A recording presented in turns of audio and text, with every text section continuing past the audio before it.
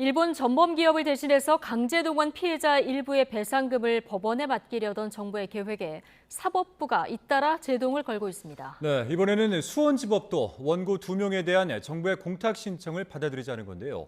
이 피공탁자인 유족의 명백한 반대 의사가 확인돼 제3자 변제 요건을 갖추지 못했다는 이유입니다. 강민경 기자가 보도하겠습니다.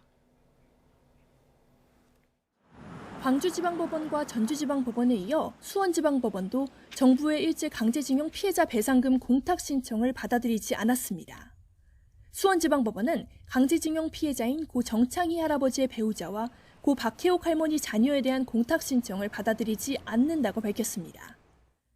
수원지방법원은 공탁을 수리하지 않은 이유로 피공탁자, 즉 유족이 명백한 반대 의사를 표명하고 있다고 밝혔습니다. 애초에 유족이 원하지 않는 상황에서 변제 요건을 갖추지 못해 법원이 배상금을 대신 맡아줄 수는 없다는 겁니다. 공탁제도란 법률적 효과를 얻기 위해 배상금을 법원에 대신 맡기는 절차를 의미합니다. 앞서 일본의 강제동원 피해자 15명 중 4명은 일본 전범기업 대신 우리 정부와 기업이 배상금을 주는 이른바 제3자 변제 방식에 반발하며 거부 입장을 지키고 있습니다.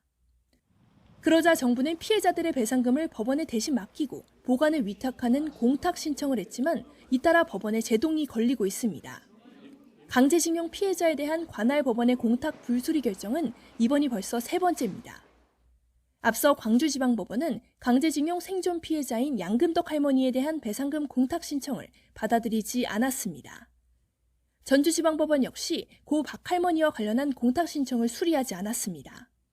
제3자 변제 안 된다고 제가 1년 전부터 이야기했는데 부득불 된다고 이야기해서 지금 이 사단을 만들어놨는데 정부의 결정이 얼마나 기초적인 법률적 검토도 없이 이루어진 것인지에 대해서 이 밖에 수원지법 안산지원과 평택지원에서도 정창희 할아버지 유족 2명에 대한 공탁이 신청되어 있는데 현재 보정명령이 내려져 있습니다.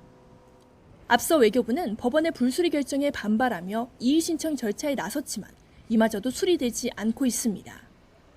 광주지방법원은 공탁 신청 불수리 결정에 대한 정부의 의의 신청에 대해 이유가 없다며 받아들이지 않았습니다. 법원의 연이은 제동에 막히면서 강제징용 배상금 문제를 하루빨리 매듭지으려던 정부의 계획에 차질이 불가피할 전망입니다. YTN 강민경입니다.